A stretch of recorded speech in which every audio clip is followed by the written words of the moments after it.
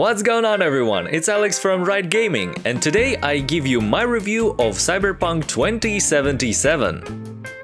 Don't forget to leave a like and subscribe to stay in the loop about all the gaming news and help the channel grow. Now let's begin. As with all my reviews, it's been a good while since the game released. The hype train passed the station and the controversies got cold.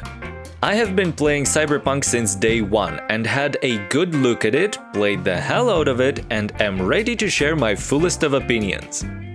Here I will talk to you about the state the game is in at the moment I'm uploading the review. I'm not going to talk to you about how it was just this month when it was released, except for the fact that it was plagued by horrendous bugs on lesser rigs, and I'm not going to advocate for future fixes and DLCs. Only what is here and now and how I personally felt about the game. Long story short, it is much better than you might have been led to believe. But a healthy discussion is the best way to get an idea about any topic, so comment below and tell me what you thought about the game and how it went for you. I reached my first ending in 54 hours, but as you might have expected, this time also includes exploration and side questing. The main story is pretty short and can be finished in around 20 hours if you rush it. There are minimal barriers to that, and you do not have to necessarily farm gear and skills to be able to simply complete the story.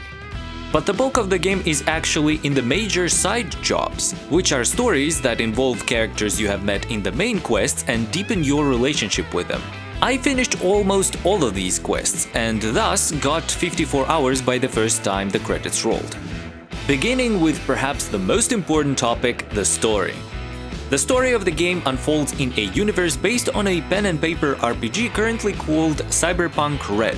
It is the year 2077 and our world went through several major military conflicts, nuclear disasters, hazardous climate change, and devastating economic crises.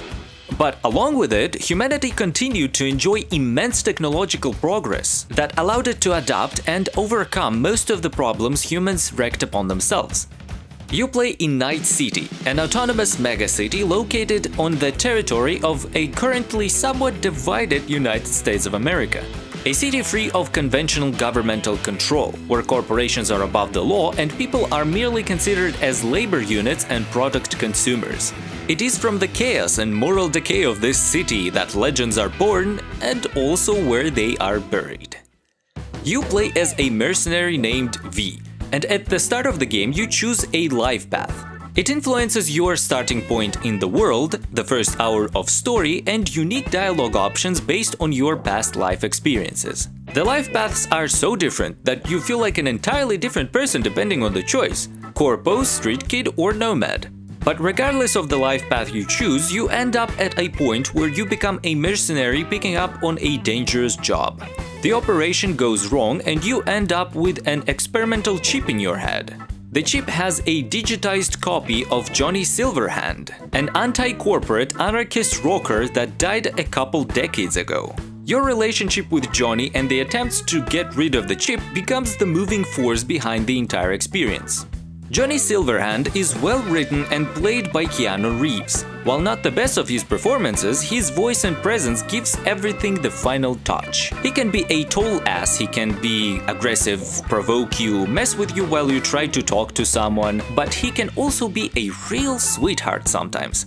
I don't care what anyone says, without Keanu, this game would not be complete. When I wasn't distracted by bugs, I would sit there for hours on straight, so focused on the game that I would forget how long I played, or that it's gotten dark outside. I would not attribute this to the plot twists or the game's difficulty, it is the world and the subtle writing that they exhibit here. Everything is so believable, while characters are like real people with faults and wants and needs. Some were flat out crazy, but still felt like they could be a real person. The way each has their own lexicon, demeanor, and quirks, coupled with the solid voice acting, brings every one of them to life. The way they talk and walk and think all demonstrate some past, present, and future for each of them. But I think I'll stop here because I feel like I start to oversell the writing and the characters. What I want to say is just that what they did here I liked a lot. Now, in terms of structure, the story goes this way. You have your main story quests, which are the big and awesome sequences that progress the story towards its endpoint. And you got your side jobs, which, as I already mentioned, focus on individual characters you have met in the main quests and develop your relationship with them. It is here where you will find most of your friends and potential love interests in the game, which is why I would not recommend skipping them, since it is where you will get the bulk of your gameplay, not the main story. Because yes, they are totally skippable. And then there are gigs, which are small ops you run for various fixers around the city. These have minimal conversations and can take between 10 to 15 minutes to complete, but are a good source of money and XP. Now let me elaborate more on the topic of the open world. The immersion is ridiculous, despite the bugs in the first 2 days after release, which, let me tell you, until CDPR fixed them, ruined everything there was to experience. One of the cornerstones of the world design in Cyberpunk is that you are dropped into a world that feels like it was already going on long before you created a character. Everyone acts like we grew up in this world, like he or she had a life there. Everything works like it already had a function, and everyone walks like they have somewhere to go. Puts into perspective how other open worlds nowadays feel as though they started operating only when you walked in, as though people started talking only when you entered the room. This game is a great improvement on all the aspects we love about first-person open-world RPGs with world-shaping choices, the kind Bethesda used to do.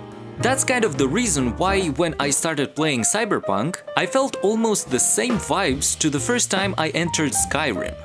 The open world has a classic structure that divides the city into sections, which all have their unique atmosphere and NPCs. But this structure has a twist that ties it into the gameplay. Each section is an area of influence that is contested by unique gangs. And each area has its own fixer, a person that will give you work on his or her territory, depending on your street cred. The more famous of a mercenary you become in Night City, the more often fixers will trust you with complex jobs. When it comes to how detailed or original are these quests, CDPR got you covered as well. As soon as you enter the city, you will be overwhelmed with content. Every corner has a well-written and unique story. For example, I just finished a job and wanted to continue the main storyline. While on the way there, a character from a couple missions back, who is a good friend, called me. I can choose whether to pick up the phone or not. I pick it up. They are all shaken up and ask me to meet them. I care, so I swap objectives and go there. While I'm driving closer to the meeting point, I get another call. It is an NPC to whom I talked exactly once at the very beginning of the game. I think it's another conversation, but it turns out to be a recording, one I would only receive in the case of their death. And yet another quest with an entire story attached to it gets added to my journal. There is so much to do that you never feel like there is a moment when the city doesn't want something from you. Let us now cover the mechanical specifics of the moment-to-moment gameplay. This game makes a perfect job creating a world where it is not all shooting and looting. The world of Cyberpunk has layers. There is a society with which you have to interact, and do so in many ways. From smooth-talking hookers with extra conversation options from your cool stat, to getting a techie character to like you with extra conversation options from your technical ability stat, or making it easy to pass through a tough spot by having high hacking skills and breaking into someone's home because you can pick the complex lock on the window. These mechanics, while not particularly revolutionized in any way, are all here from other similar games you love and double the amount. You have 5 main attributes: body, reflexes, technical ability, intelligence, and cool.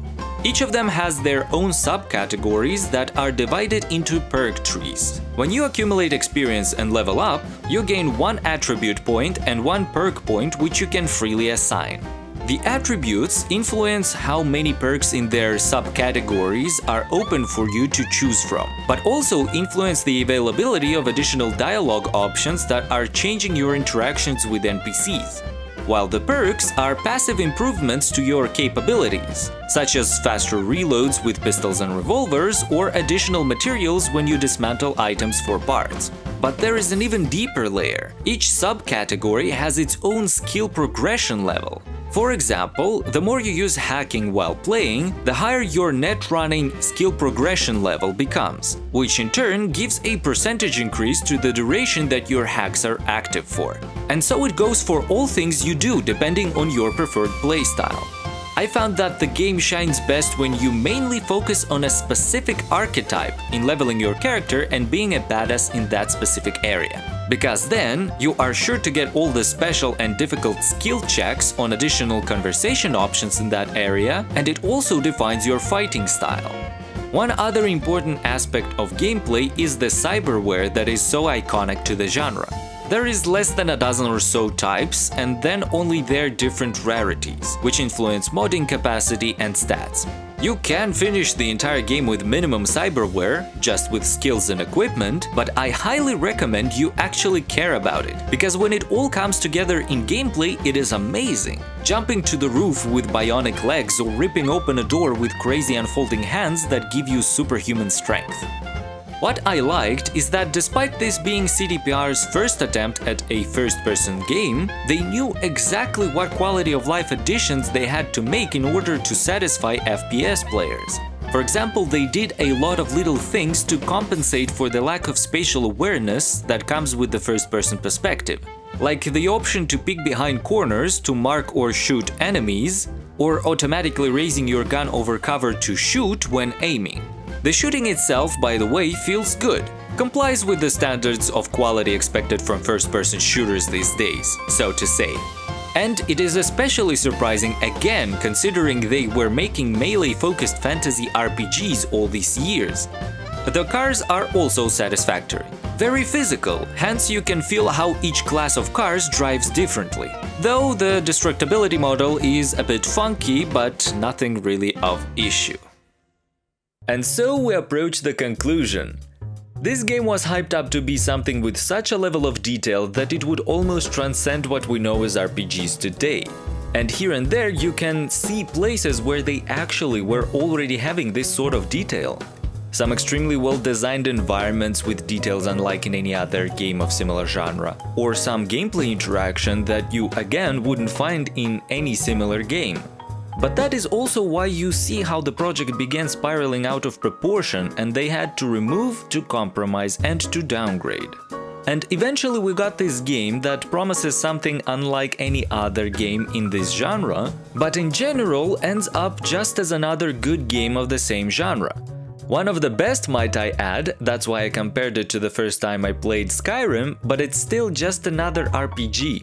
Nevertheless, in everything they did manage to include into this game, they definitely do push the standards for RPGs further. And after playing Cyberpunk 2077, people will definitely expect more from their RPGs going forward. Because despite all of its shortcomings, this game shows us a beautiful, enormous world, with verticality and complexity that we seldom see elsewhere, with deep lore and a living ecosystem that builds a highly interactive environment. So, even though I am underwhelmed by the outcome of such a long project by CD Projekt Red, I do not regret spending the money and the time on this game, and I will definitely spend even more time in Night City in the future. And I can firmly tell you that this is a good game and that it is worth your time. But unless you have a top-tier PC or a next-gen console, you are better off waiting a while longer. Just give them some time and they will fix it for all platforms. And this will be it. Thank you everybody for watching. Please don't forget to share your opinion with me down in the comments. This was Alex, and I'll see you next time.